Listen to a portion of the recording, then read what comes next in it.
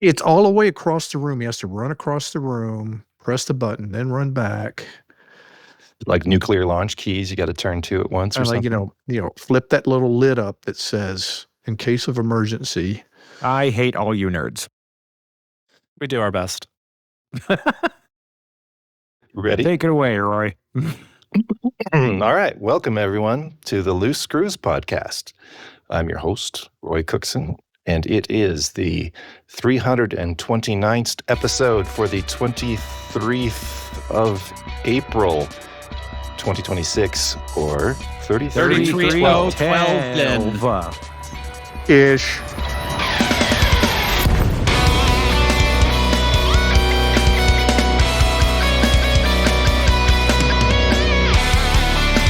I almost said 10.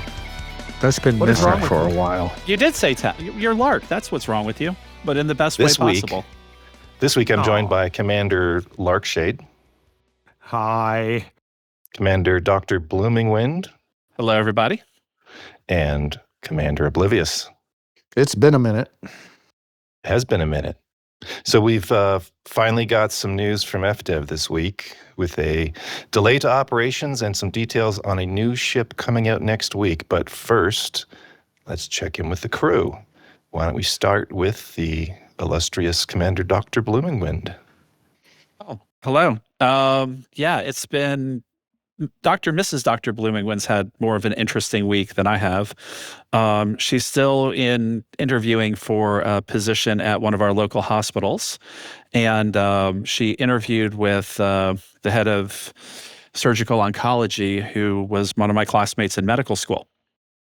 Nice. So, Okay. yeah, no, and when she was, young faculty and a fellow at my current institution, she worked with my wife when we were there too. So she was like, "I already know you. I don't need to interview you." So hopefully that's a Hopefully Good sign. hopefully that's a good sign. Yeah, and her husband works go. with me at the VA hospital, so he's a pulmonologist. So we bump into each other quite a bit. And then the other day, my wife was meeting a couple of the nurses from her prior place of employ, that place she was only for a month because it was such an epic disaster that she's like, "I got to get out of here." Oh, So the she bait was- and switch. The bait and switch. Yeah, she was at the nurses from the bait and switch because they're all quitting. They're all jumping ships. They're all jumping Nice. ships. No, it's an absolute train wreck. They actually asked the medical director, who's a doctor, to do a night shift as a nurse because they don't have enough nurses. And he's like, "I'm the medical director. I don't know how to nurse," because nursing's harder than being a no. doctor. So, yeah, it really is. So I can Sorry, I just understand. find that whole situation hilarious. Carry on. Yeah. Anyway, so she's meeting these nurses over at one of the nearby Starbucks. And so as she's sitting there waiting for her friends to come up, like 6 black SUVs all pull up to the Starbucks. And out of these 6 black SUVs come a bunch of people in suits, including a couple of people in really expensive suits. And one of the guys who's in one of the expensive suits is the CEO of Starbucks. I kid you not. What? Now, what the hell is the CEO of Starbucks doing in Nashville? Well, they are opening what they're calling a hub, which is pretty much their new headquarters in Nashville because the They're tax getting the climate. hell out of California. Yeah. Yeah, the tax climate is so much better than Seattle. And it was funny because I was like, I saw a couple news articles that were talking about that day before my wife even told me the story that the employees for Starbucks in Seattle don't want to move to Tennessee because Tennessee is not as enlightened as Seattle or some nonsense like that. Yeah. So anyway, he was like asking her, he was talking to her because he was talking to everybody there and asked her what she liked about Starbucks, what could be better and all that kind of stuff. And then he's like, "Have you ever thought about applying for a job at Starbucks?" And not as a barista. As an executive, as an executive, because they're moving the damn headquarters there, and they could use some more. Yeah, so he told her like the secret website. It's not really a secret, but like the website you apply for, you go to when you're like applying for a corporate job, as opposed to whatever. So she dropped an application there too. So That's awesome. I know it's awesome. So she'll go from working at the picnic to maybe working at Starbucks. So the picnic's the place where she is currently doing some part-time work to keep herself sane. Nice. So that's her week. And then my week, I've been mostly hanging out at and around Alexandrinus, doing Alexandrinus things in game. So if I tell you any more, you'll have to kill me. So Well, let's not do that. we will not do that. Let's jump over to Larkshade. Oh, goodness. My life is boring, guys, and I like it that way. I'm not going to lie. It's good for you. That's the goal, right? Yep. So I have just been working. We're getting the house ready for the floors, which are, like I said, are scheduled in May. I have been going through all the different psychiatric and psychological tests to see if I'm on the spectrum or not, which has just been a blast. Let me tell you, it's so much fun to go to a doctor's appointment and then leave more triggered than I've ever been in my life. My brain is just not happy afterwards, but that's the point. That means it's working. The flooring didn't have anything to do with that either. I'm No, because questioning that's the all timing. been sorted now, and it's just a matter of getting it done. All right. But yeah, I have my final testing this when? Friday. Tomorrow's Friday. I have my final testing tomorrow. That's how much time has been important in my life right now. I have my final testing tomorrow. I should know one way or another by Wednesday of next week, so that'll be fun. But outside of that, yeah, I'm just doing good. Haven't really been in game, jumping in right now because I want to move all my crap back out to new screw space so I can start filling out my system because I have a hankering. Okay. That's awesome. War Master Oblivious. What have you been up to? The artist formerly known as War Master. Formerly known. Okay. What happened? I don't. Anyway, yeah. It's been a minute. I've been away for a while. Some of it planned, some of it unplanned. Mostly due to a lot of travel. For some fun stuff. It's all been fun stuff. Good. Went to the big dog show down in Perry, Georgia. This is the same large dog show I went to same time last year, where I met the breeders of my 9-month-old pup over here that I'm looking at as she sleeps on her bed next to me, and took her with us. And what was really cool about that is because she got to revisit and play for about a half a day with two of her litter mates. And that was kind of fun. That's awesome. Nice. And while we're on the subject of her, been working with her on off leash. We're doing a lot of trail hiking and working with her recall on off leash, and she's doing awesome. Yay. On that. Let's see what else travel wise. One of my best friend called up and said, "Hey, we hadn't been fishing in a while, and I got a new plane, and let's jump down to the Gulf Shore and go fish for some trout and redfish and flounder." And it was like, fuck yeah, let's go. And That was a cool looking plane.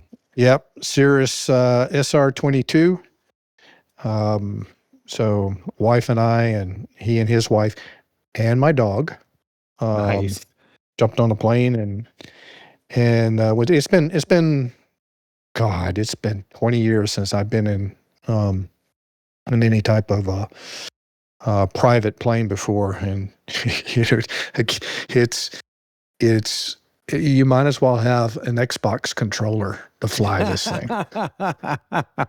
Isn't that the plane that has the parachute built Yes, into it it? is. Yes, it is. That was part of the pre-check procedure. Is because on the way down there, I was in the co-pilot seat, and he says, "Okay, anything happens to me, hit this button right here for level flight, pull the throttle all the way down, let the airspeed drop down a little bit, and then pull that handle up top." And I said, well, wouldn't you like me kind of like talk to the tower and see if maybe they can talk me in and fly it in? He said, yeah, the insurance won't cover that, but they will cover it if they pop the insurance. So then pop the It's a true story because it's cheaper for them to freaking replace the whole aircraft than to try and recertify one that took a hard landing.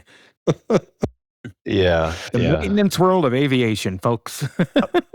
So that was a lot of fun. And it was also pretty surreal too, because it's what was it, Friday, I'm on the Gulf, we're out there catching a bunch of fish, come back and clean them, get in the car, go to the airport, jump on this plane, and hour and 45 minutes later, I'm driving into my neighborhood, and it felt like I time traveled. It's not like commercial air, because a commercial air, you got to get there early, go through TSA, bag check, get on the. It feels it's work, but that was like, it's like time travel. It was wild. It's like it's that kind of travel is still in the golden age of aviation. When it's fun and just feels magical. I should also point out that SR-22 is quite a fast little GA aircraft. It's a really nice plane. Yeah, with the tailwind, I think we were doing 196 knots on the way down. Wow. And that's, of course, in the South, we've got quite a drought going on. So as we got down into South Georgia, North Florida, man, we were having to change altitudes, looking for clear air because the smoke from all the wildfires was something else out there. It's pretty wild to be up at 8,500 and smell smoke. Wow. Yep. So yeah, that was a lot of fun. Let's see, Lake House Project, no big deal there. I missed the show where we talked about the movie Hail Mary. I won't add anything else to that because I think Trax did a great job on it, other than go see it. After I saw it, I went and I've just finished up. I've got it on an audiobook. I listened to it again. That was fantastic. And now I've started Andy Weir's the book that preceded that, The Martian. I thought I had that on audiobook, but it wasn't in my library. So I guess I had actually read that one. So I got the audiobook and then listening to that. And it's good. It's a good listen. Both of them are a good listen. And of course, both of them are good movies. And really recommend that. Also finished up The Pit on HBO. If you got that, that's fantastic series to watch. Is it? Although, as long as you're not sitting next to Bloom, who will sit there and be critical of everything they do. And finished that up and started. It's been a while. If you remember The Wire, gone back and started watching that again. And it's aged a bit, but it's still a pretty good show. Which all says I haven't done a lot in game, other than I didn't get a chance to do any Easter egg hunting. So I have gone out to Guardian Space and doing some Guardian detritus collecting, but still got interrupted in that because Elgato, for those of you out there who have Elgato products and are using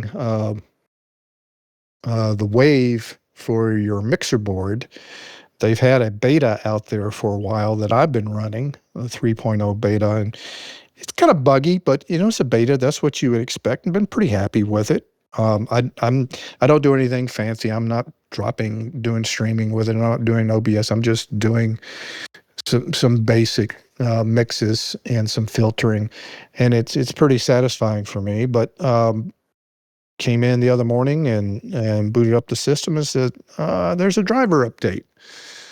Great, that's fine. It's beta. I'm not going to do the driver update. Well, I don't have a choice not to take the driver update, which is kind of infuriating because, again, I understand beta software and what you're doing. So one of the things I do is I make sure I don't choose to do automatic updates. Yeah. And in this case, it wasn't a selection of not an automatic update, but it was a selection of automatically notify me if there's an update. So I did check that. And it did automatically notify me that there's an update, but it also didn't give me a choice of not taking the update. You will update. So you will update. And I did, and it screwed things up. And yeah, I've had a lot of nice things to say about Agato's products and the way they operate. But that was, and I think they've taken a lot of heat for it too. That was, I think, a major blunder on their part of forcing an update on their customer base. So yeah, I spent the better part of yesterday and then this morning after Revo uninstalls and restore points and what have you, and basically having to fake the system out to think it's running on the older software and rebuilding all of my profiles. And I feel quite lucky that I got it done just before the podcast, so I can be talking to you right now. And Nice. Great. there you go. What about you, Roy? Let's see. I'm back home briefly in the middle of 2 weeks of business travel. Not much to say about that, except it's really putting a dent in my game time. Let's see. Prior to that, I also went and saw Hail Mary. I would say highly recommended, just like everyone else has said. I think it's really refreshing to experience, let's say, a wholesome, uplifting, only mildly dystopian space movie. So Agendaless. Yeah, it's a movie you can walk out feeling good about humanity. Yeah, So there's that. So in game, almost nothing. The last time I was in Elite was back at the Easter egg CG. But as usual, I completed the top 75%. I mean, I had to complete the top 75% twice. So both of my characters have new Maverick suits. And while on the road with my little laptop, I did manage to squeeze in a bit of Tower Dominion, a tower defense game that's easy for me to lose time in. So there was that. Dominion. How about we go over to Squadron Update with Oblivious? Incoming priority message. Squadron Briefing.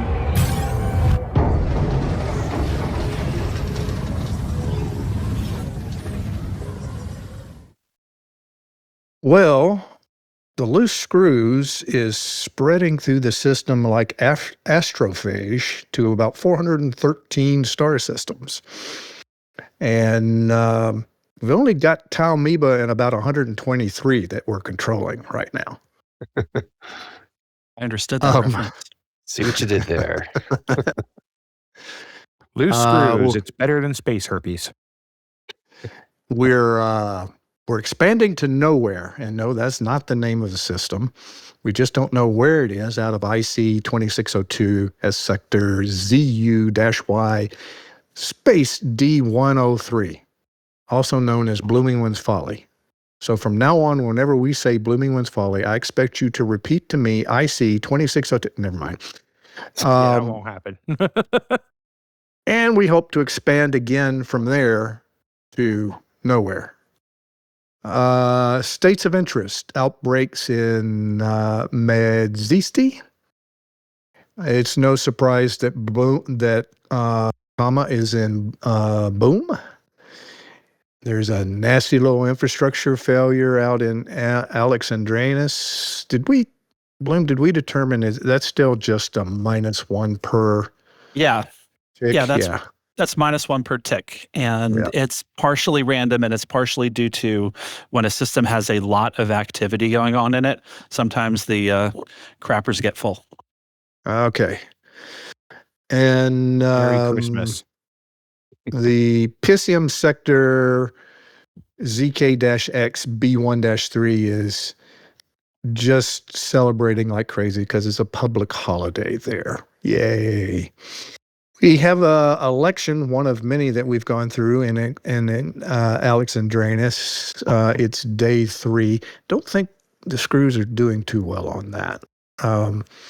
So if you want to help out the loose screws in Alexandrinus on elections, feel free.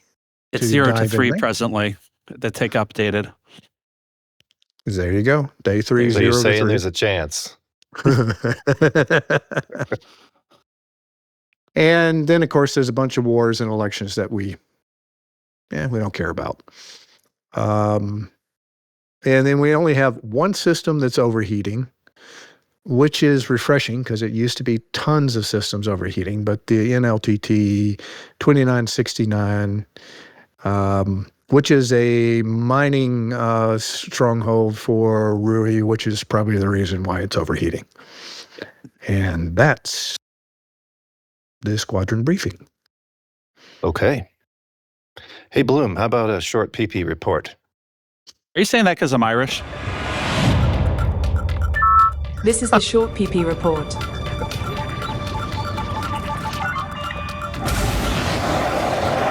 Target shields offline. Target destroyed. It's average, so get your facts straight. Alrighty, cycle 77.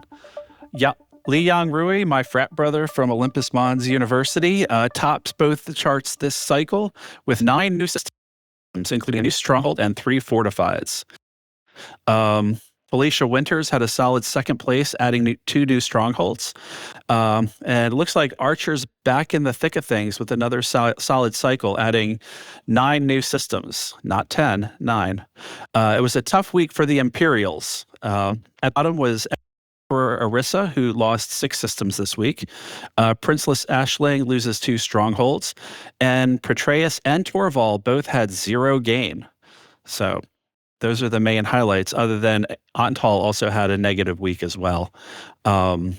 So for further details, you could go to www.k5elite.com, where our buddy Kruger5 has his ranking system, which is probably the best ranking system of all the ranking systems for power play, because it's weighted proportionally to the amount of control points you have to get a stronghold or to get fortified or to acquire a system. So Perfect. it's beautiful. It's probably the best system out for calculating this stuff out there. Although we love Nicey's too. His is really good too, but we love K5 hers. Sorry. We love K5's just a little bit better. So, and to clarify, when you say that Rui tops both the charts, those are the 2 charts that you're talking about, not the FDev charts that was reported on Inara. right. Yep. Okay. Yeah. The real charts. The real charts. There you go. The real charts. The real chart. Okay, Yep. we're gonna get a little out of order here, and that'll become clear hopefully in a few minutes. We're gonna jump to Galnet News. Lark, why don't you take us through that? Okay, as I dodge a planet in Super Cruise Overcharge, let me just stop for a moment. All right. Just Did someone remind me? Did the CG kick off last show, or was that just after? don't April remember the 16th. timing on that. Let's see. There's 6 days left, so yeah, it would have kicked off before then, shouldn't it? Yeah. Uh, Okay, well, I'm just going to say it real Regardless. quick. There is a CG going on to collect Guardian artifacts for the October Consortium because they need them to study because they think it might be related to those giant glowing blue mushroom shooting seeds everywhere. Who'd have freaking thunk it?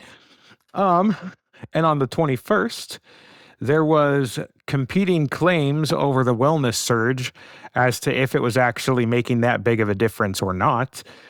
And then on the 23rd, there was coordinated raids across all the core systems. I actually just saw this, so I don't know what this one is. Has anyone read it? I think it's like they're trying to introduce another faction, sort of like a pirate faction that's well equipped and coordinated. Duval. They had a story last week about the first raid they had done on some kind of facility, and now they're this is a follow-up to that. carrying that on. Yeah, wouldn't it be So- interesting if that pirate group was just a group of 4? Or if that pilot was high on radicordia. Maybe both. Literally Whatever tripping balls. Whatever it is, I think that storyline's going to keep going until June. Yeah, Probably. now. You're probably right. And the other thing, this is kind of dev news, but I'll touch on it just real quick, is that the operations update, which was supposed to come out this month, has been pushed back till June, but they have good reasons for that, and I will kick that off to whomever is doing dev news. Yeah, that'd be Before Bloom. you Take it away. Before you go there, Okay. let's go back to the Guardian Artifact community goal. Okay. Just a little bit of caution, because I've seen some folks talking out on the various social medias about, hey, all you got to have is 20 of these relics, and you're in the top 75%. You're good. You can go on about your life. These sites they're pretty far out there. People are taking carriers, or you got to do a lot of jumps, what have you. So I wouldn't bet on those numbers that you see right there. They'll probably stay pretty steady up until very close to the end, when everyone comes back with their loaded ships or fleet carriers stuffed with many, many, many more. And you could see in the last day or two, those thresholds jump pretty quick. So don't get lulled into complacency over this one, folks, if you've got your heart set on getting top 75%. Yeah, that's a very good tip. I have a request of all of our friends who did the Easter egg hunt and got a, suit from that. If all of you put one Guardian relic down for this community goal, it drags down the average for some of the folks who are. Yeah, I love it. That's a good math people, community-minded thing to do. Yeah, and you can these mother effers. You could, if you wanted to do that specifically, could you buy one Guardian thing off of a carrier and hand it in? Would that work? Yes. Yep. Okay. Sure can. So even easier to help out. Or two of you can do it once each, Roy. It's you and your alt.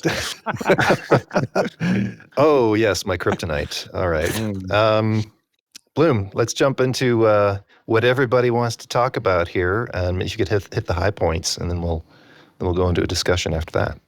All righty. So the first piece of news out of FDev was that the operations update that was due to come out next week has been postponed to June. And the reason they did that is because they don't want it to suck. So there's some stuff they need to work on, and I'm really grateful to FDev for realizing they needed to do a little more tinkering and a little bit more under the hood, because I'd rather we just all be thrilled to death when it comes out than be kind of frustrated with, okay, well, we need 3 patches in 3 weeks, and I can't deploy hard points on my ship because for whatever reason that they're all locked because of the update.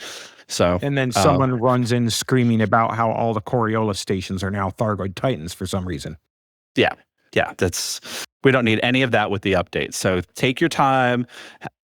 Make sure it's ready in June, and we absolutely cannot wait. And because of all of the mea culpas of that delay, our good friends from FDev also are releasing a new ship, but for not ARCs. So, all right, everybody, take your spice and get your prescience ready, because the Lynx Highliner is coming to a starport near you, and it's a medium passenger liner. So the vaunted, we need another passenger ship, and we need to do passenger things. That's coming. It's coming next week, and I'm really excited about it. But am I supposed to tell you a little bit about it, or is that enough for now, and we talk about more of it later? No, give us the stats. Give us the stats. Yeah, Okay, give us the stats. Yeah, I'll do the stats. So it has an adder cockpit, which is really cool. I heard about that late today, because I didn't have a chance to watch any of the partners who had access to it today on the test server. I didn't get a chance to watch any of them, and so I found out late in the day that it has the adder cockpit, and that makes me so damn happy. I love the adder. Yeah, and it's got this real industrial design to it. It looks like, a T7 and a Corvette had a baby. Basically, yeah. Yeah, I mean, it's just like this blocky Blade Runner era-esque bulk cruiser. You know what it actually reminds me of? The Tantive Colonial 4. One. No. So there's a scene in the prequel Star Wars, Attack of the Clones, where Padme and Anakin are traveling like just via standard space liner, and it kind of reminds me of that, just not as deep as that one was. Yeah. It's just like a similar sort of blocky but with rounded edges kind of look to it, and I really, really like that. Yeah. No, It kind of reminded me of Colonia One from Battlestar Galactica. Hey, there you go. The president's ship. I find it ironic. I mean, I don't like the haul, and I very definitely don't like to haul cargo that bitches at me. So this is actually the first that I looked at that both aesthetically and function. I said, you know what? I'm not going to pay any ARCs for that. And damn it, they made it free. And they're like, well, joke's on you. Alrighty. Well, it can hold 225 passengers, which is more than any other medium ship, no matter how you load it out. And it'll be economy and business class modules. And these new Mark II cabins, which I'm assuming are sardine cans, like when I flew coach last week. There are multiple boarding ramps, which is very interesting. And they say this to allow people to get on and off the ships faster, which might have something to do with something in operations, but I don't know. We'll get to that. We'll get to that. And then there's a front and rear entrance that you can get on and off of yourself as the commander piloting the ship, which is very cool. Not only that, but that's embargoed for the next couple of minutes. Oh, fine, be that way. I'm going to be that way. And the hard points, you get 1 large hard point and 4 medium. And you know what that means? Thargoid hunting.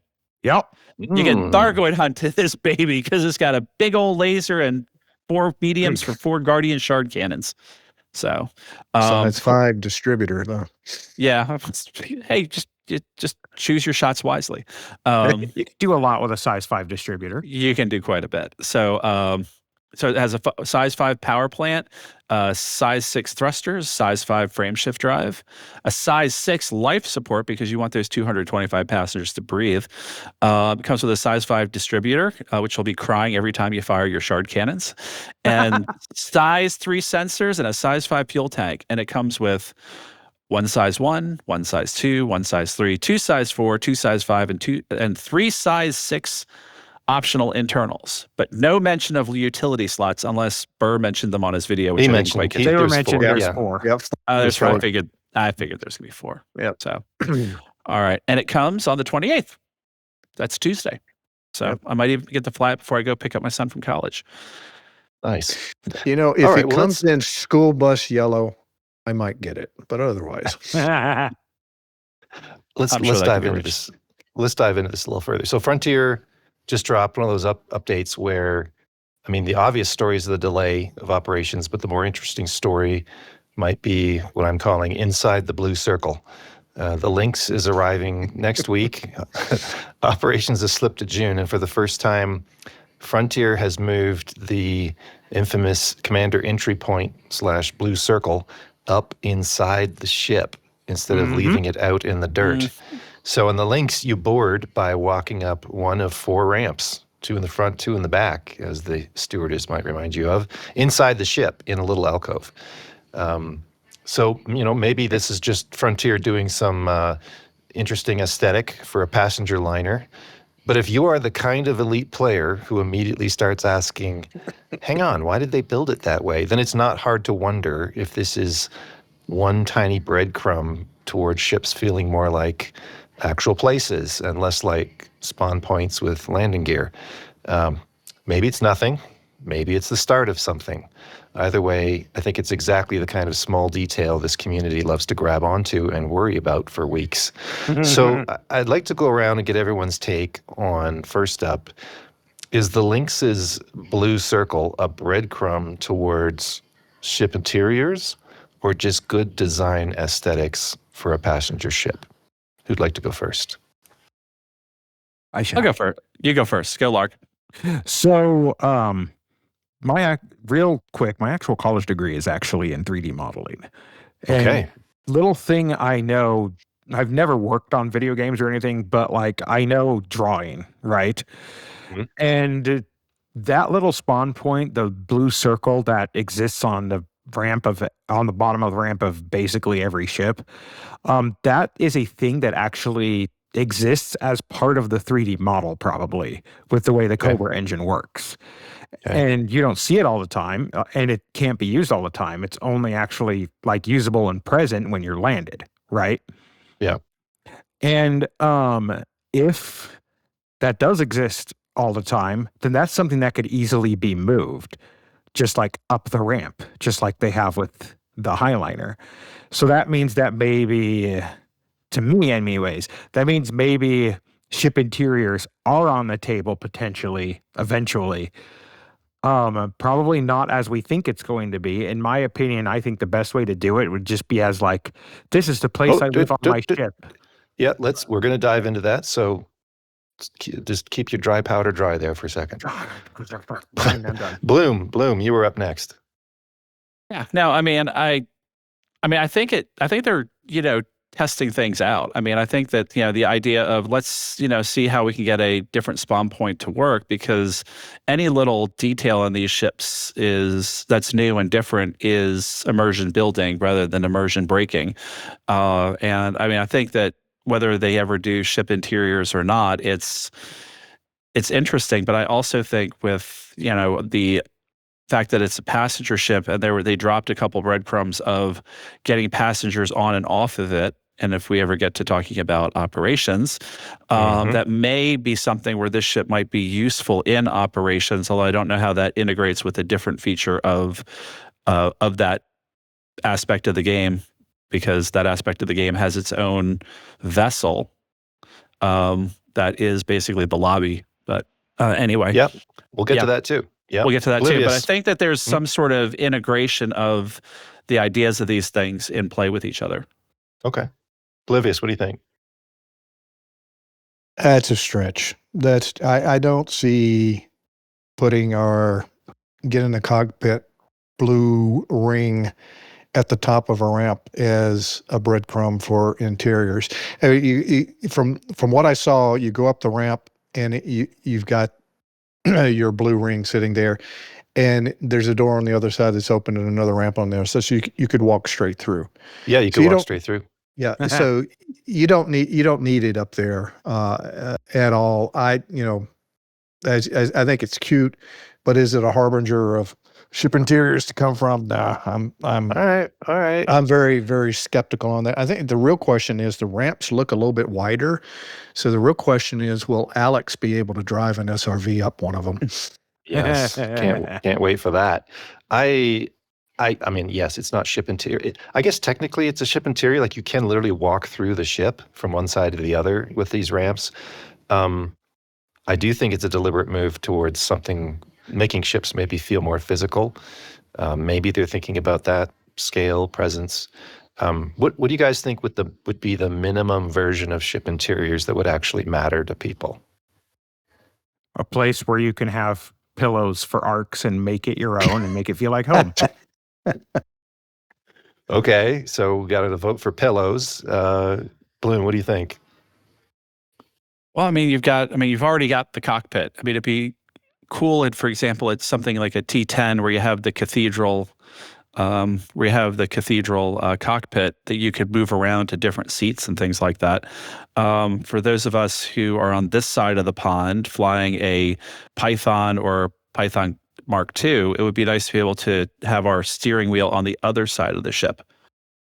So that would be really wonderful. So that's something that's realistic that they could do.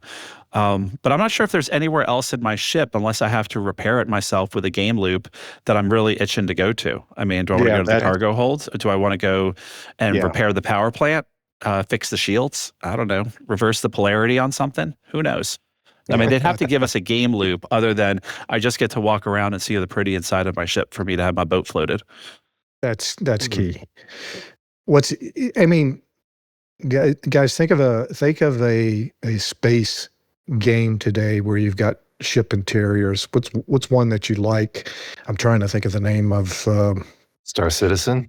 No, not Star Citizen. Starfield? Keep going. No Man's EVE Sky? Online? Nope. Good Lord.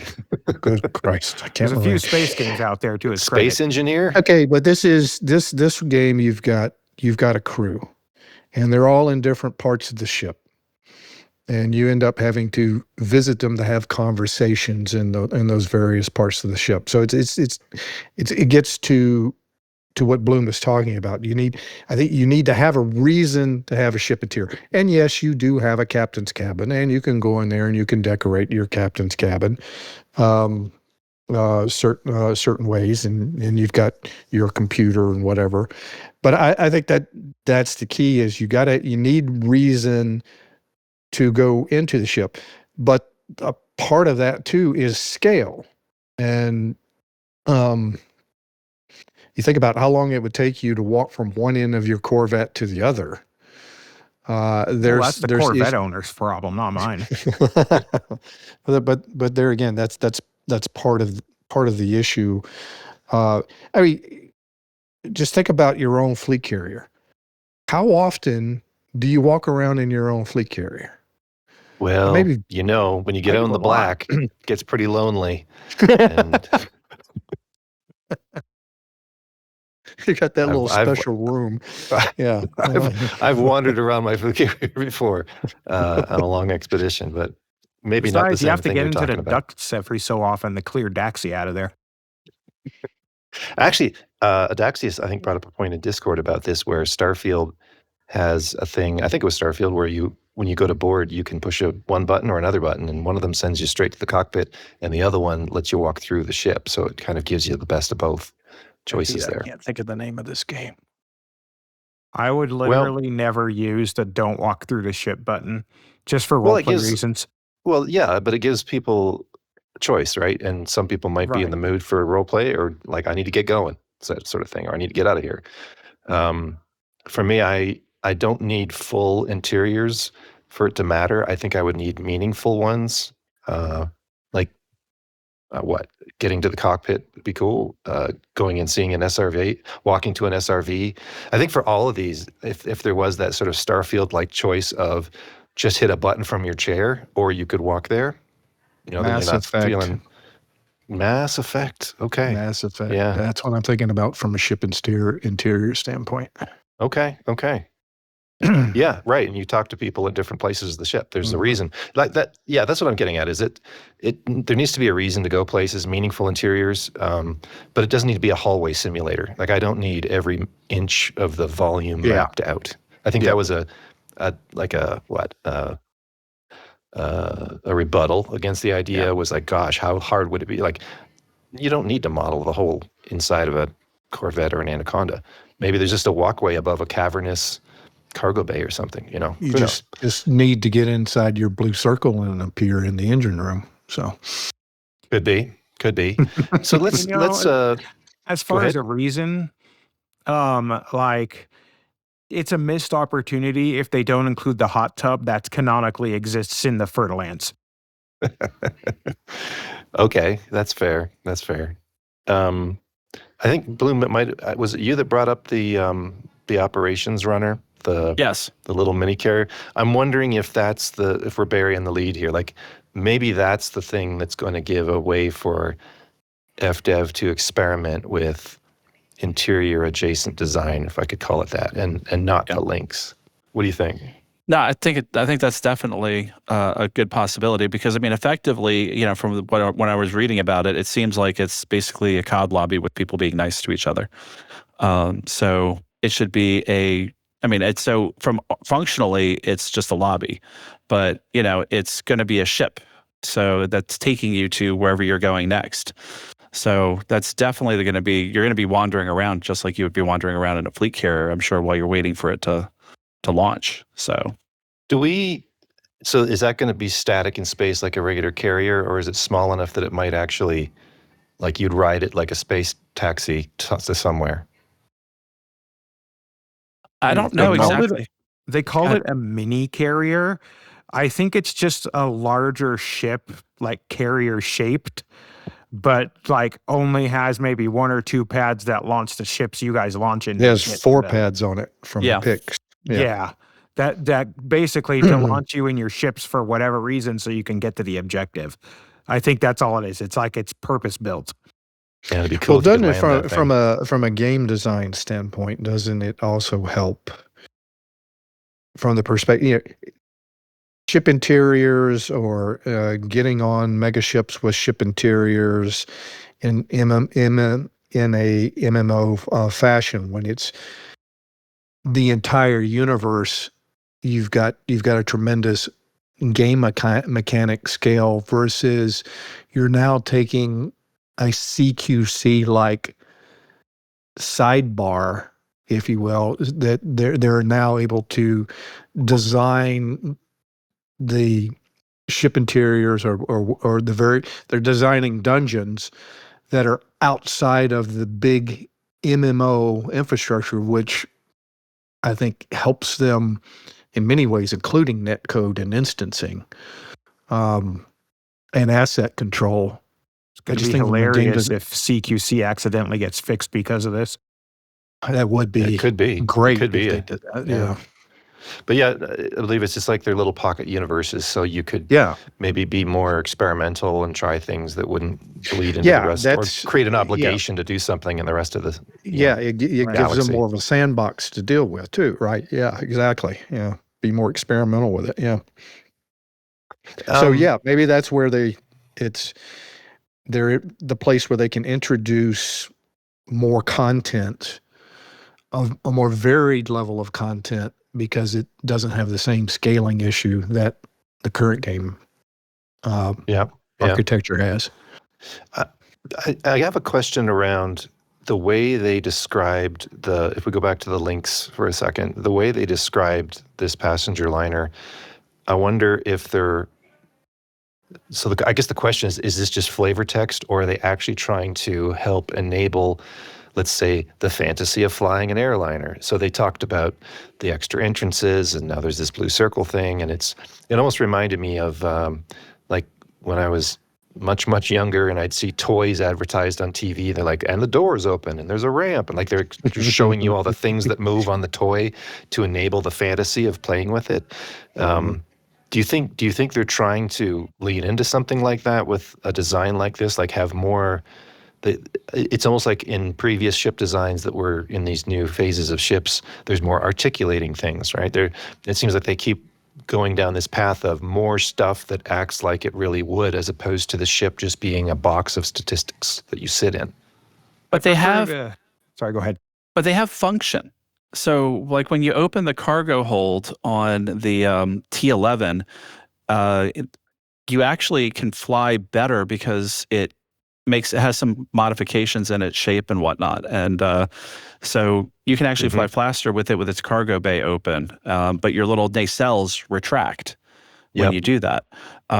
So, I mean, I don't think that they would go to the effort of form without function when it comes to moving parts. Well, the function here is the fantasy of how you play with it, right? It's a mental like thing. let's take the Kestrel. Let's take the Kestrel. So the Kestrel has these big thrusters on the wings, as opposed to the little thrusters that we have on most of our other ships. Yeah. And it has a function, which is the new fancy boost. So I really have a theory because of some of the operation missions that are available that involve rescue.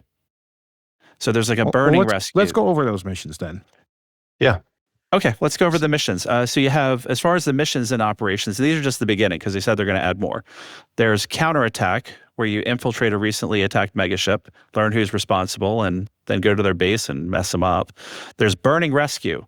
Rescue the inhabitants of a station under siege, blow the door clamps, and free the station's people, all while fighting off enemies.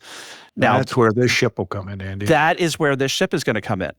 Yeah. Because what happens is that they talked about you people being able to get on and off faster. I mean, I could fly in on my Python Classic, and it might take me twice as long to get the same number of people on my ship that I would get on my links. So hang on. Are you saying that instead of just docking and picking from a passenger list mission, you're going to land and people are going to run up the ramps? That would be I great. don't know, but if you take the text from the links and you take this mission, for example, from operations, how would they not be integrated together? Well, That and would if you be take so what, cool. It what would be so Olivius was cool. just saying about like this is a sandbox or a little pocket universe where they could lean into that without having to program that for every single starport in the galaxy. It would just be Exactly. within that operation mission. Yeah. Yeah, because in all the other stations, we're just going to the station board and just going bloop, bloop, bloop. That'd be wild. You have to Like- wait like there while they people are run into the asking. ship. Huh. Yeah, and laying suppressing fire. Yeah, and like people have been asking, well, where's burning stations? That was a lot of fun, and the whole time FDev's just developing this, going bip, bip, bip, bip, bip. I mean, I was thinking even with that, the fact that you could run up the ramp and out the other side, if that ship was interactable in that way on when it was landed, and you're in a firefight on foot, you could literally take cover in the little alcove of the ship and be Yup. firing out the door of the ship as people are coming on. That'd be pretty cool. Yeah, they also have a surface rescue Okay. where you rescue the inhabitants of a planet port before attacking forces return with reinforces and decimate them.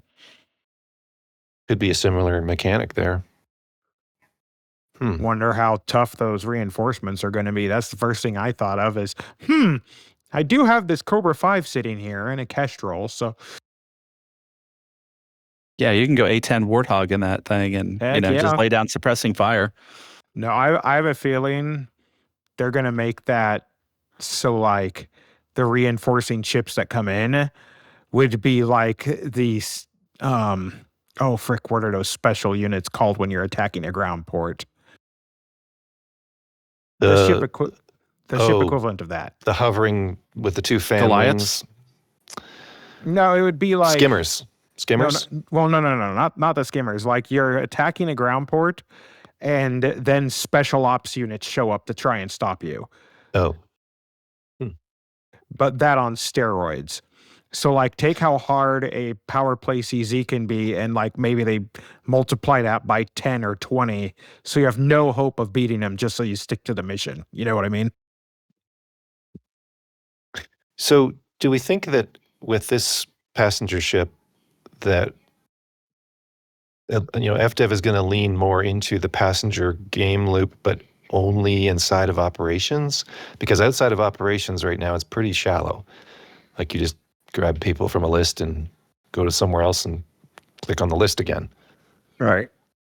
Yeah, but I think the burning I would hope stations so. loop, the burning stations loop that has been in hibernation since the Thargoid War ended is something that, people as far as passenger missions actually enjoy. I mean, all the other passenger missions, all the other passenger missions is like, yeah, I can do it.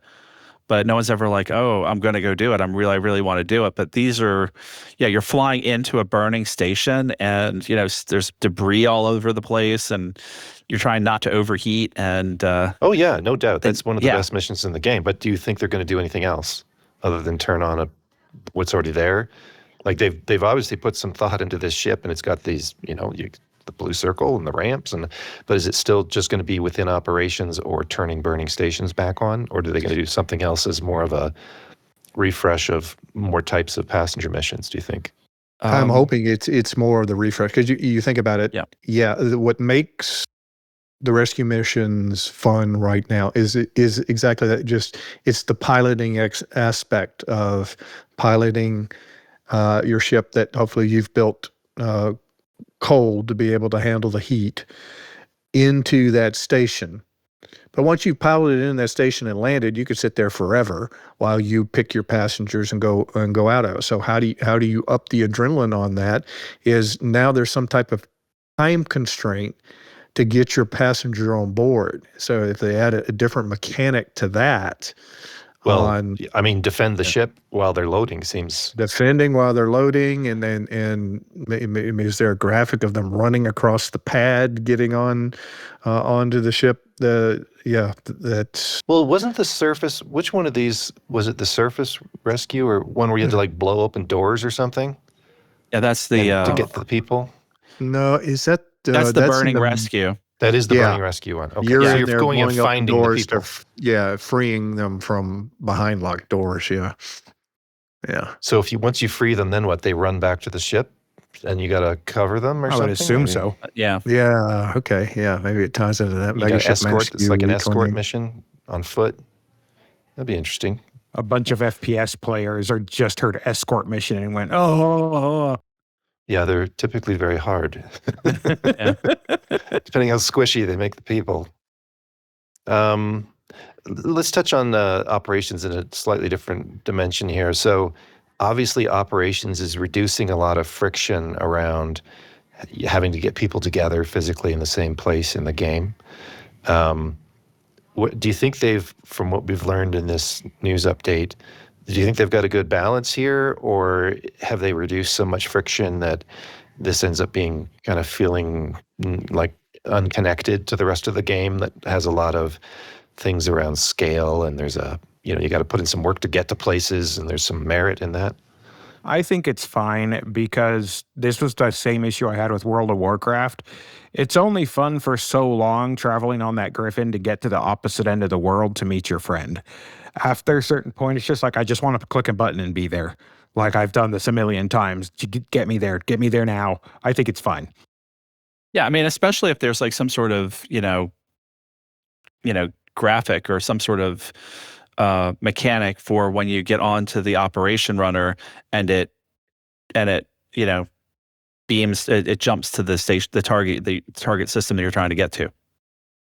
So, I mean, I think that, the little mini cinematic or whatever is going to give a little buy-in to, even though this is a little bit of a different mechanic, it's still within the lore of the game. Like I think they'll make it fit, without making you have to pay the time tax that's in so many things in this game. One of the things I think about that isn't necessarily about traveling a long distance to get there, but if I think of, say, Destiny 1, Destiny 2, they would have these events, sort of emergent events that would pop up where some of them were triggered by, shoot a thing or be in a certain place at a certain time. And then like a mini boss would appear, and it would take a half a dozen people to really do it right. And if you weren't the one setting that up, you could still stumble across it. Like, it made the world feel more alive because you would just be going across the map doing your own thing, and you're like, what's going on over there? And there's like a whole thing going on with a boss and a bunch of people. And so the fact that these are going to be in little pocket universes and you can't go find it unless you're launching in that operation. I mean, that's a choice they've made, and it's I guess the upside is now they have a pocket universe they can make a sandbox in, and they don't have to have these things instance in real space. But there is a downside to that now you don't get to see that unless like those things don't populate, that you could just go find them without being in the operation. Does anyone care about that? Does that seem like a nothing burger, or? To me, it's a nothing burger. Whatever. Just let the people play together. That's the point of an MMO. Well, I still say that it's a question. There's a question of whether you're going to be able to form teams, or is this going to be strict rando teams as you go in, and you're going to be paired with 4 randos, because, well, I'm reading into it, they're limiting it to teams of 4. So that says that tells me they're still dealing with the same netcode. And if they're still dealing with the same netcode, then they still have the same problems that we have with all instancing in CQC.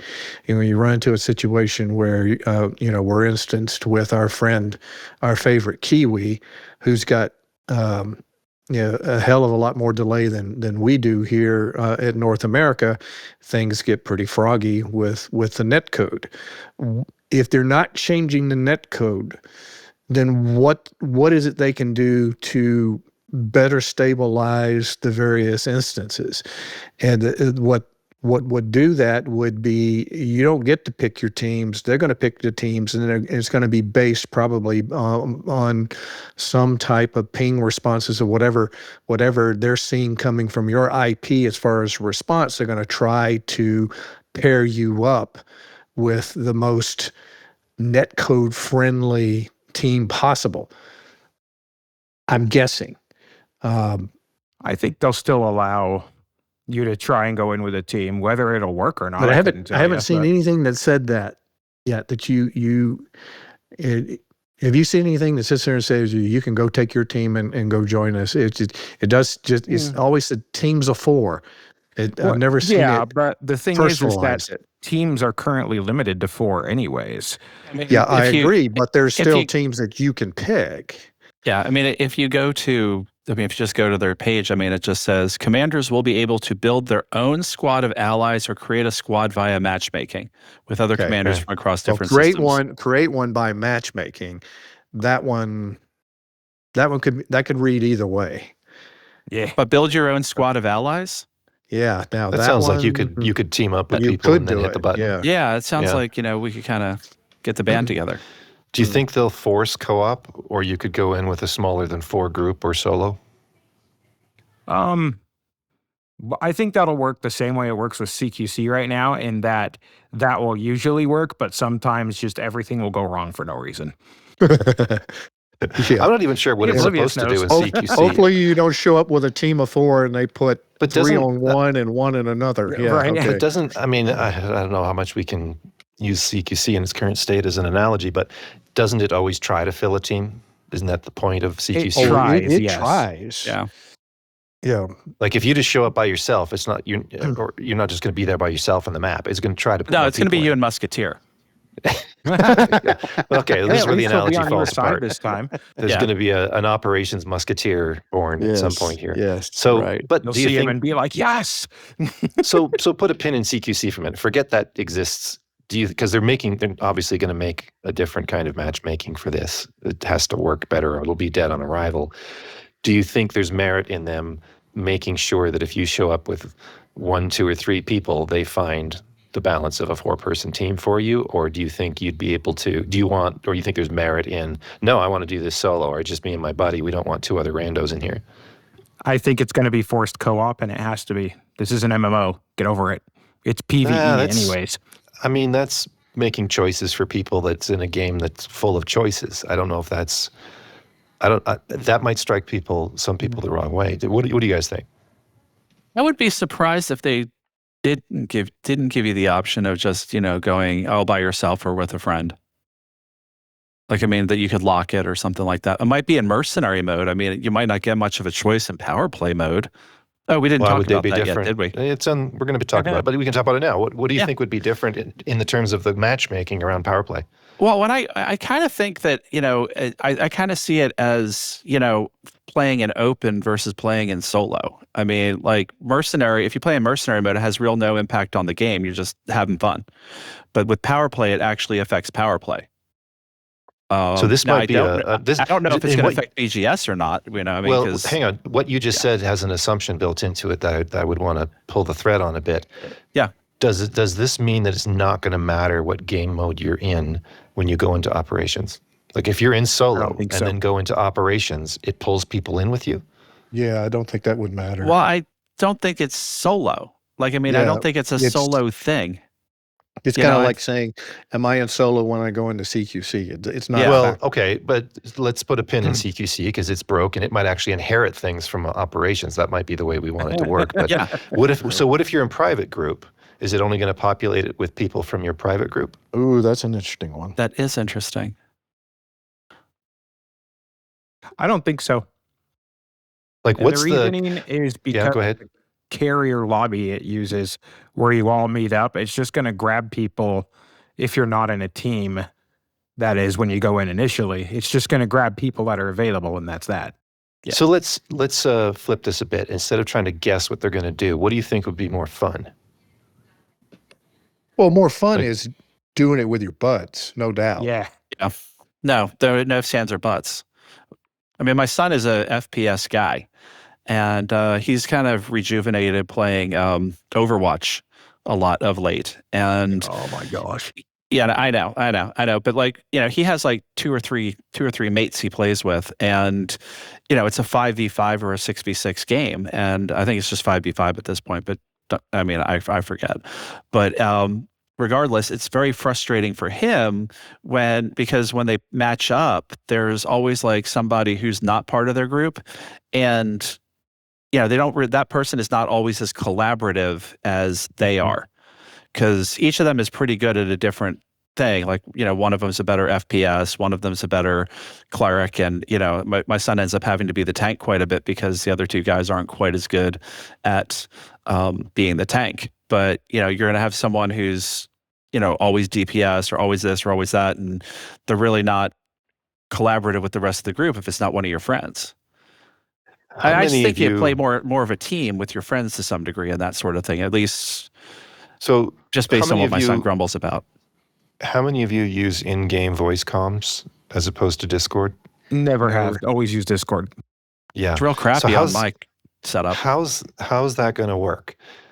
How's that going to work? Is it because there are some games, and I'm thinking of, and maybe you could comment on this, Lark, as well. In Warframe, you can get paired up with people, and you don't even need to talk. It's the game design is so clear that you can run with a crew, and everybody just knows what to do. And it's not that it's complex and there was a learning curve. It's like it's just kind of obvious what's happening and what stage the place you're in is in, and you never actually need to talk. I think that Warframe model where it's just like everyone knows what they need to do. If there is a specific role, you do it. If that person can't, the other person grabs the thing and gets it done. So either way, I think that's what they're going for. I don't think in-game comms is going to be used a lot. Really, I don't, just because it's not great. Yeah, but that's the point. How is this not going to be a dumpster fire if you show up with 3 randos and nobody can talk to each other, and it's not as smooth as Warframe, which that's the only game I've ever seen that didn't need voice comms to communicate. This is how. You either need to be able to type really fast. B, what's probably going to happen, at least at the beginning a lot, is there's going to be a lot of emotes and gesturing to get crap done, but it'll work because gamers speak that language. Most gamers do anyways. Wintermute probably doesn't. He's too old.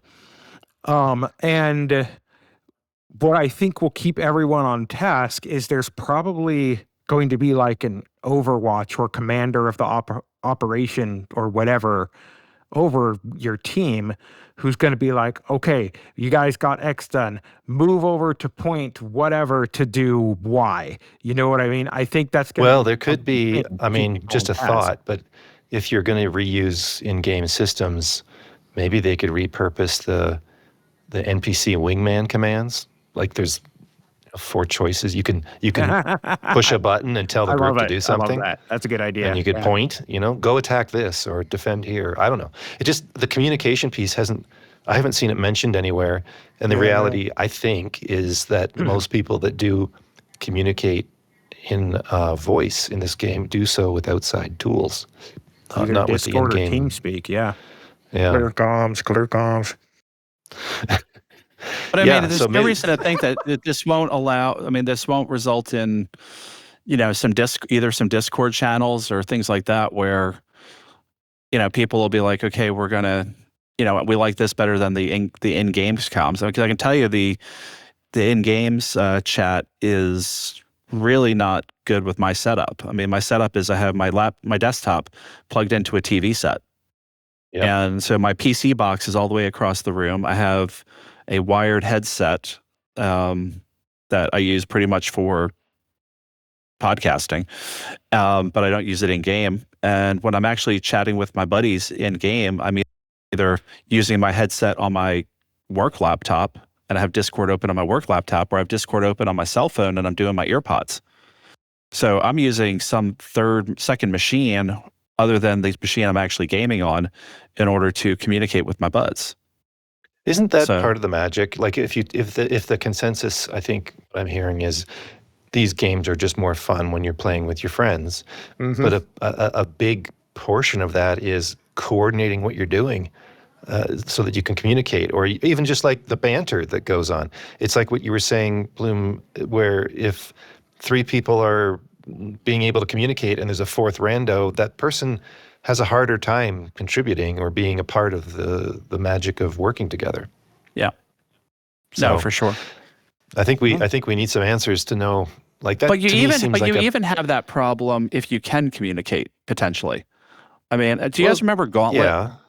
the video Yeah. game, with Yeah. quarters and you put the So like I had two friends and we would go to the arcade and we would bring like Warrior $20 needs food. Yeah, we'd bring like $20 in quarters and we would each put like $5 in quarters into the game for each of us. And, some rando would come and join us. And as opposed to working with us, he would just try to, grab all the loot, grab all of this, grab all of that, and like compete against us as opposed to work with us as a team. Because there are times where it's like Warrior needs food badly and like Elf's freaking stealing all the food like a piggy wiggy. So like, there's a new Elf, kind of griefing, is what we're saying. Yeah, Someone I mean, there's could always be a spoiler. Here I mean, comes starving to death.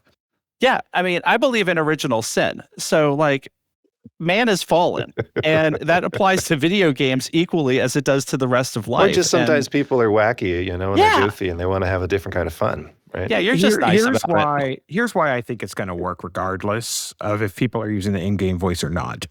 Because like shooters were my gateway game, right? That's what really got me into gaming.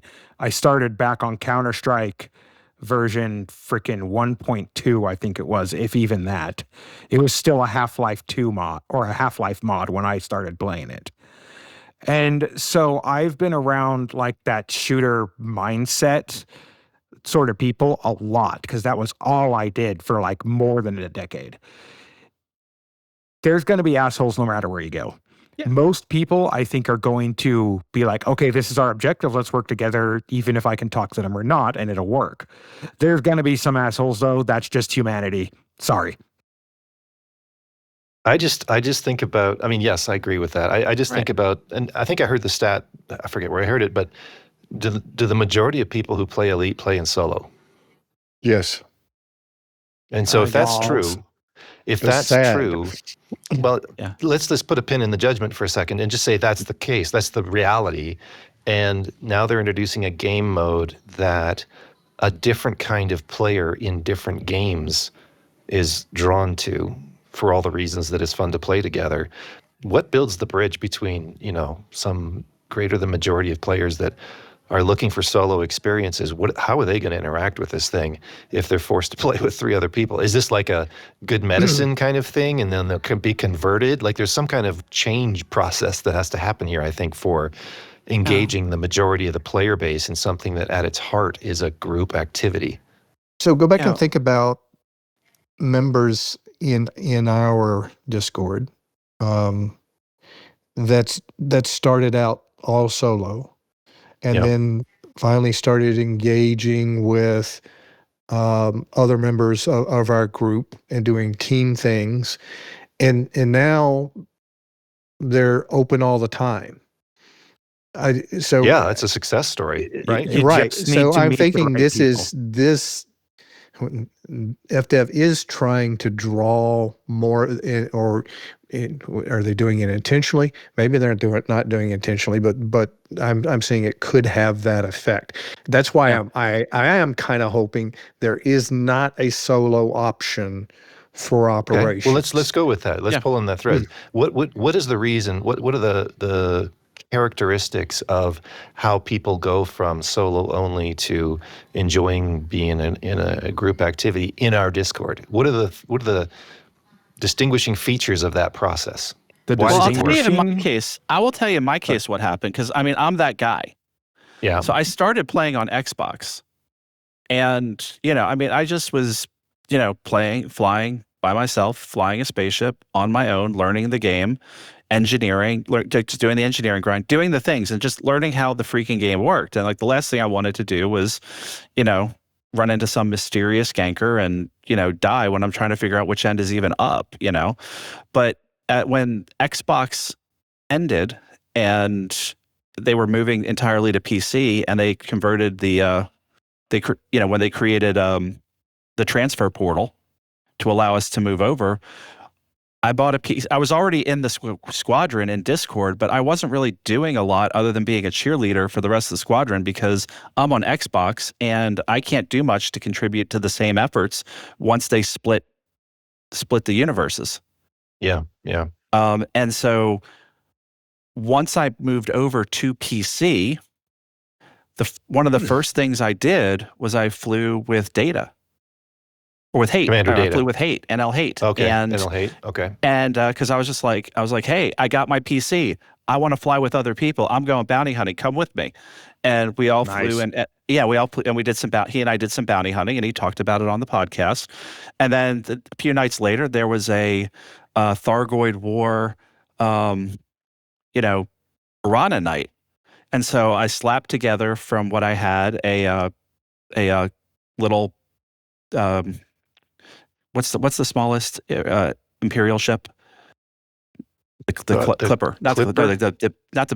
the baby one. Oh Whatever it was. Courier. Yeah, the courier. Yeah, so I just threw 3 shard cannons on my courier, and I flew out and met everybody at one of these ground stations that was under Thargoid attack, and I was flying with other people, and it was like, yeah, I'm open all the time now, except when you have to break it up because there's like very few conflict zones, and everyone's trying to fly in conflict zones, and it's like, otherwise we gum it all up. But yeah, I mean, under very rare circumstances, am I not, in open just for like a logistical purpose or something? So what you're describing, well, before I go there, does anyone else have an experience like that or an observation of why it works in the Discord?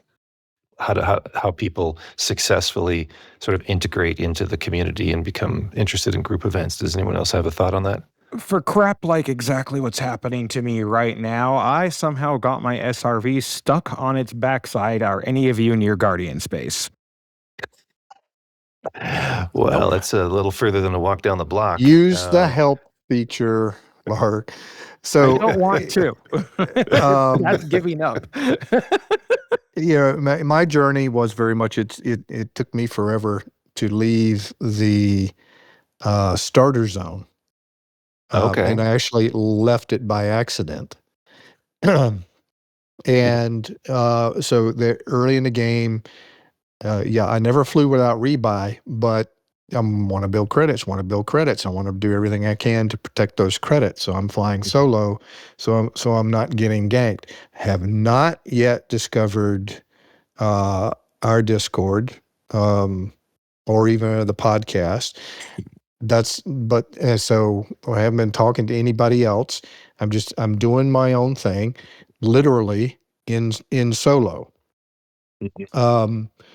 Then start listening to podcasts, listen to Lave, then they have their sign-offs and talk about Loose Screws, start listening to Loose Screws, then joined the Discord, lurked on the Discord for probably 2 months, just getting the lay of the land, and then started having conversations. And it was through those conversations that I finally got involved in some team stuff. And you can't do team stuff in solo. You can't join a wing, and so you can't instance with somebody in solo. And it bought me out. It got me out of it. And your rate of learning starts going exponentially. It starts doubling because now you're talking to people. You're not just reading Reddit, whatever there. You're talking to people live and share their experiences and doing this, and you start gaining confidence in your skill sets or your ability to survive in open or have a better understanding of what's going on with open. So you think about this, go back to operations.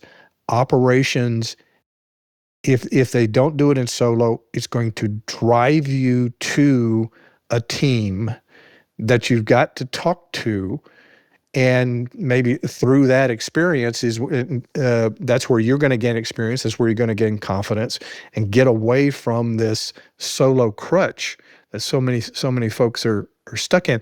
They're comfortable with it. But I think they're really missing out by not going I get into that. it. Look, I think that's like a version of it's good for you, right? You should do this because it's good for you. My concern is what's the process? Because what you've described, what Bloom described is kind of like a Sherpa or mentoring process. First, you found a community that was somewhat like-minded people, or at least not people that drove you away. And then you found an individual who helped you with a small thing, and then it built from there. Imagine if instead of that, it was, hey, if you want to go into a conflict zone, you're going to be teamed with 3 random people. Go. Like that's what operations sounds like. It's just like dumped in the deep end, maybe with a communication challenge. What is going to be the thing that gradually? Because it sounds like the process that worked for us was some sort of not super fast, right? It's some gradual process of it wasn't super immersion fast. into that community, immersion into that environment, gradual acclimation to it. I'm just wondering if people are going to bounce off this. Like, what is it that's going to keep people to? How do you try it gradually? Like, what does that even look like?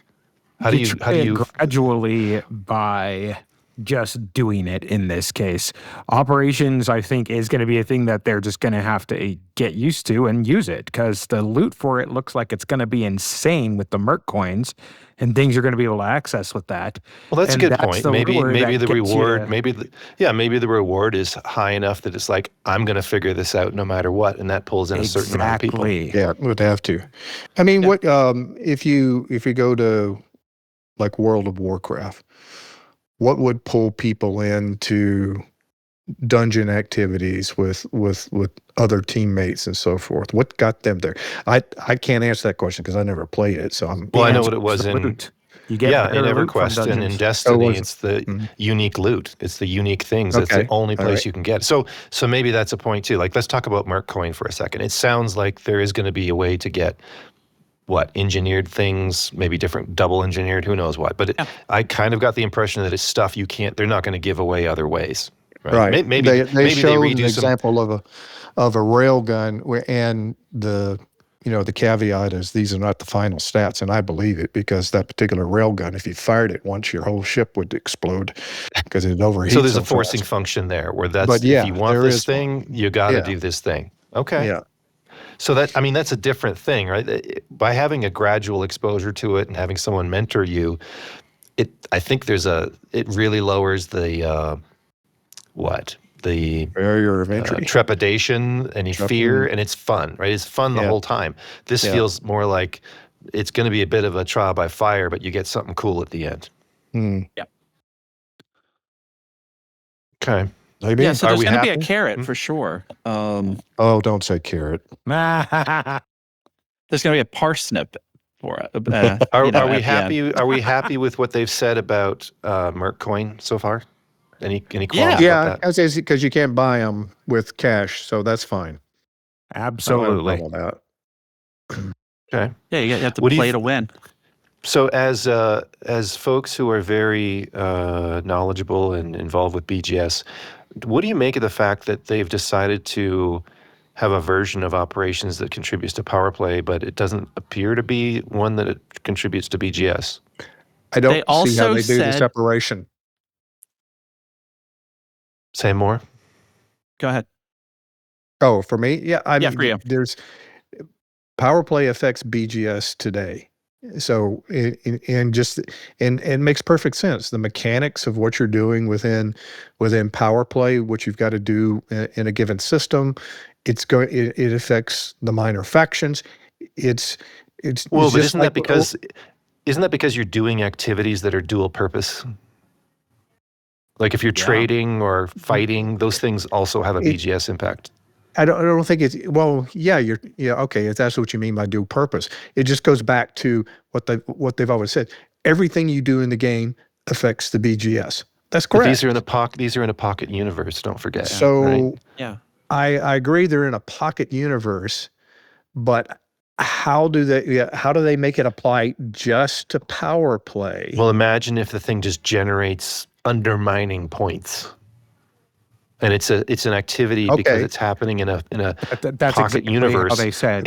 It's not actually an instance of an event in the galaxy that could also be open to affecting BGS. At least not the way I've seen it described. Because basically everything you basically do currently in power play touches BGS. I mean, because it's like, okay, I'm going to do a mission. That affects the BGS.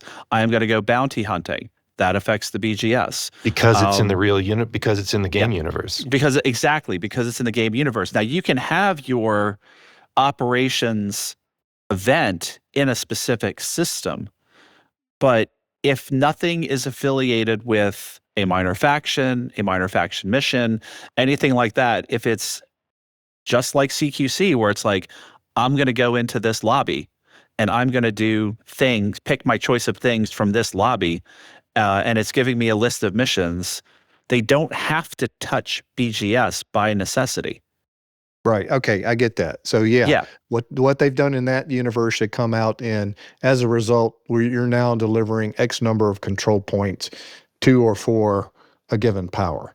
Correct. And it will not affect the BGS. So going back to your original question, Roy, was, does that bother us that it would affect power of play? Yeah, and I'd not say, BGS? does it bother you? Do you think it Right. telegraphs And something about originally I BGS answered- or not about BGS?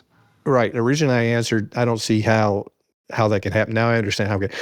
No, I don't. Actually, I kind of, I would lean to, I like it that it would affect the power play without having the impact on the BGS. The biggest gripe I've got with BGS, I always had with BGS, is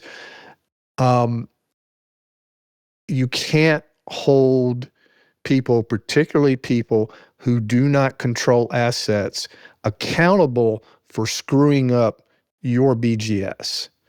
So I could see where operations, if what you're doing within operations affects the BGS, it's just one more lever you have no control over to control your own destiny within the BGS. It becomes one more headache. So yeah, I would prefer that operations not have an impact on the BGS. What about you, Bloom? Yeah, I have a feeling, because they talked about that, the missions as they exist now are the missions as they exist now, but they're going to build it out. I have no problem with the idea of them building BGS specific missions, just like they have separate from that power play specific missions. That'd be great. And then a third set that are completely independent of all things. Yeah. And by design, it's going to force you to be playing. I mean, I don't know how open it is. I don't know how much you're going to be your squad of 4 versus another squad of 4 of live human beings versus, you're up fighting against all NPCs and bots. Like, I'm not 100% sure about that mechanic where it's like you're going mano a mano against another faction of human beings or not. So yeah, Roy, we're getting dangerously close into devolving into another show right now. That's okay. We were short last week. We'll reel back a bit from that. I was gonna say, if that show starts, I'm leaving. So let's see. Let's swing back just to the links real quick. It's coming out for credits, right? You don't have to buy the Galactic Edition or the Deluxe, whatever the middle one was. Do any of you feel motivated to buy anything other than the credit version? Of the links? Yeah.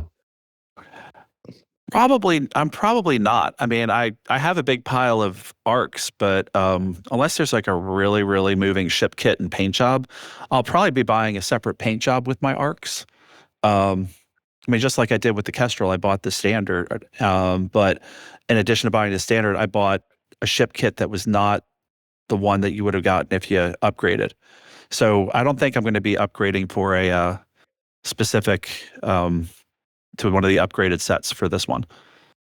So, but I will be probably buying paint jobs or things for it separate. Oblivious, are you going to get it? As the game stands right now, I don't see that I'm going to pick up the ship. Now, if operations comes out or something, and now we've got something mission specific where this has a purpose other than just delivering passengers, yeah. But as it from face value, I don't want to go kill a Thargoid with it. So yeah, I'm probably going to pause on that until I see what how it shakes out as far as a task-oriented ship, if we can do something with it. But I just coming out of the gate, like I said, I have no interest in moving passengers. So the ship doesn't interest me. What about you, Lark? I have a long history with passenger ships because passenger missions are how I was able to afford my first bunch of ship upgrades back when I was a newbie commander. So I have a soft spot for them. I will definitely be buying this, probably for arcs. I gotta wait and see what the ship kits and like special things you can get with packages look like. But I'm probably just gonna get it with arcs just as like a reward. Plus, it's just I love how this ship looks so much. Okay, Cool. so you like the aesthetics of it, yeah. Yeah, purely for like roleplay alone, I'd buy it for arcs. Not even gonna lie. Just out of curiosity, when's the last time you did a passenger mission? Oh, frick, years. Oh, okay. But I have also successfully used every single one of the passenger ships as a random multi-purpose ship that doesn't do combat very well. And there's verbiage around this one about how it has enhancements to help its shields and armor so that it's a lot tougher. And that has me going, That's kind of a hint, isn't it? yeah. So I've got one more question for you guys, but before I roll that out, is there anything else you want to talk about with either operations or the links that we haven't touched on? I've got Not none. for me. No, I'm good. Okay. All right. Here's the question for each of you. Let's say operations works, broadly speaking. Do you think that this is the future of co-op in Elite? Or does Elite still need its best group gameplay to come from, let's just call it the open galaxy, rather than a curated pocket universe?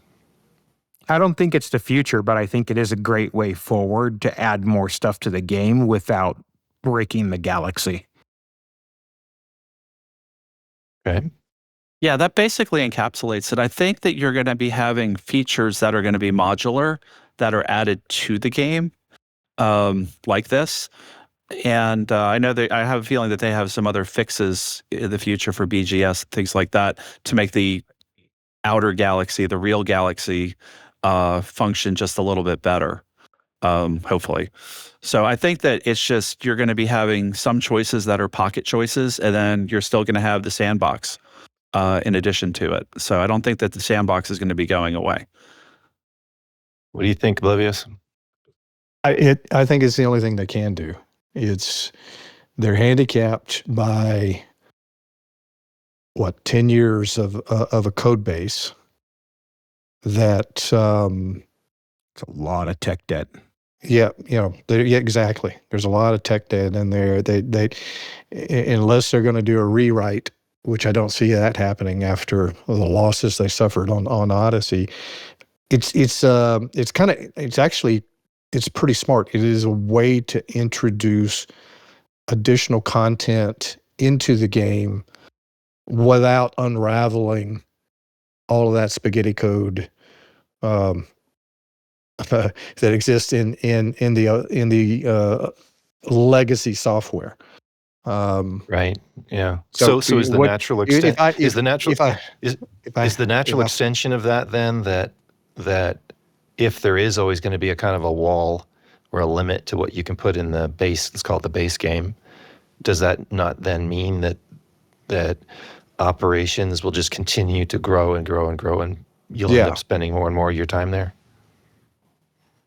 Would you end up spending more? Well, Because more of the game See- content would end up being there. it depends. One of the things I'm kind of worried about is so far what we've seen. There's been texts that allude to some space stuff, but the majority of what I've been seeing is still foot based. Megaship, you're in the megaship, so it's still foot based kind of things. So if all the growth of operations means more foot-based stuff, I'm not excited about that. Again, there's plenty of other first-person shooter, ground-based MMO out there with a heck of a lot better technology and more features and so forth that I would go play if I wanted to. I still play this game to fly spaceships. Yep. So I hope that's not the whole future. I mean, But let me give you a little piece of hope, Oblivious. Okay. It says also in their write-up today that if any commander in a squad are defeated during any stage of an operation, they will automatically return to the runner where their ship is fully repaired, refueled, and rearmed before they are redeployed back into action. So my hope Is there that some there is- ship-based stuff? is that there's going to be some element of ship-based stuff in whatever they're going to be doing. Yeah, I So hope so too. because like I'm a ship guy. but yeah. I'm a ship guy. I mean, I'm getting the Maverick suit from this community goal, but by hook or by crook. But I'm really a ship guy, and but I am excited enough about operations where I'm gonna dip my toe a little bit more in the on foot stuff. I mean, I died plant gunning. I'm not an on foot guy. We need to talk Okay. about that later, by the way. Yes, we do. I think that they are trying to modernize co-op, and I do think the draw will depend on how much of that special, super special loot, if that becomes the only place to get that stuff, and those things matter in how much fun it's going to be to fly your ship or go around on foot, then I don't know how you can't help but spend more and more time grinding. I hate to use that word, but grinding for those things. I think what might be a counterbalance is, again, I'll go back to the majority of the player base is playing in solo for a bunch of reasons. And so it remains to be seen if they can set up operations in a way that captures the imagination of those players that aren't yet used to team activities. Well, it also seems consequence free. I mean, we don't know enough about it, but I mean, like the reason why people are in solo is because when you're going on a little Christmas scavenger hunt, somebody's sitting there in a fertilance waiting to incinerate you when you come out of witch space into Hutton Orbital. After 90 minutes on Christmas Eve, after everybody's gone to sleep, you're taking the 90-minute journey. You finally get there and your shields go down and your hull falls apart and you explode.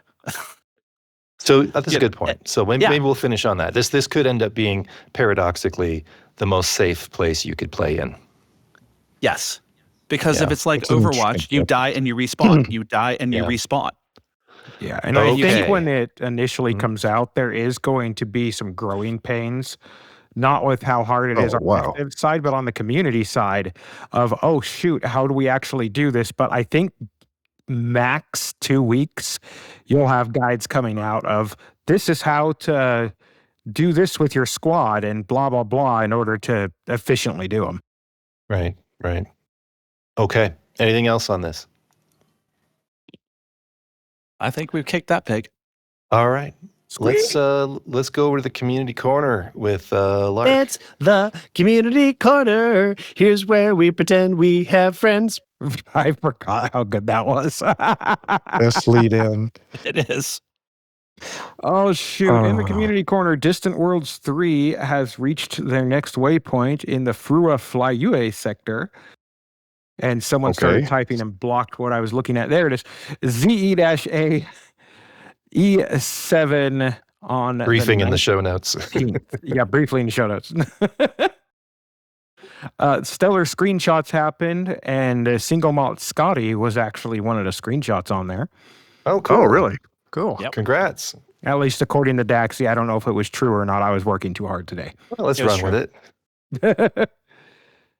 And there is a store sale underway, and the Expressway paint jobs are on sale. I actually have one of these on one of my ships, and it looks nice. Would recommend. Okay. Thank you for that, Lark. And anybody have anything else? Nope.